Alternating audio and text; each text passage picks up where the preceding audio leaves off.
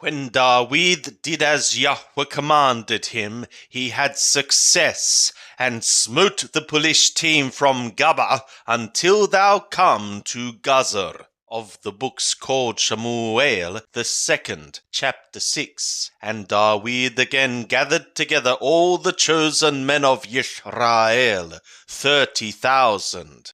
And Dawid arose, and went with all the people that were with him from Baale Yehudah, to bring up from thence the ark of the God, where is called there the name of Yahweh of hosts, that sitteth above the cherubim. And they set the ark of the God upon a new cart, and brought it out of the house of Abinadab that was in the hill. And Uzzah and Achior, the sons of Abinadab, drove the new cart.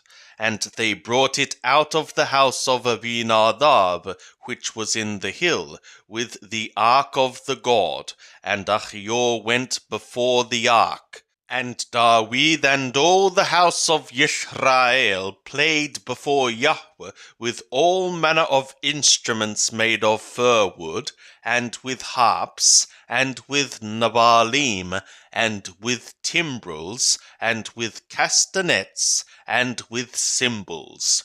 And when they came to the threshing floor of Nahon, Uzzah put forth his hand to the ark of the God, and took hold of it, for the oxen stumbled. And the anger of Yahweh was kindled against Uzzah, and the God smote him there for his error, and there he died by the ark of the God. And Dawid was displeased, because Yahweh had broken forth upon Uzzah, and he called that place Pareth Uzzah to this day. And Dawid was afraid of Yahweh that day, and he said, How shall the ark of Yahweh come to me? So Dawid would not remove the ark of Yahweh to him into the city of Dawid, but Dawid carried it aside into the house of Obed-Edom the Gittite. And the ark of Yahweh remained in the house of Obed-Edom the Gittite 3 months. And Yahweh blessed Obed-Edom and all his house. And it was told Dawid, saying, Yahweh hath blessed the house of Obed-Edom, and all that pertaineth to him, because of the ark of the God. And Dawid went and brought up the ark of the God from the house of Obed-Edom into the city of Dawid with joy.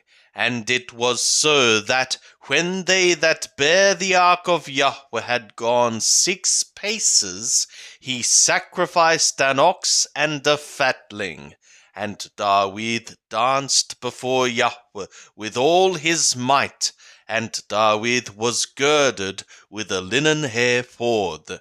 So Dawid and all the house of Yisrael brought up the ark of Yahweh with a rumbling roar, and with sound of sounding horn. And it was so, as the ark of Yahweh came into the city of Dawid, that Michal, the daughter of Shaul, looked out through the window, and saw Dawid leaping and dancing before Yahweh, and she despised him in her heart.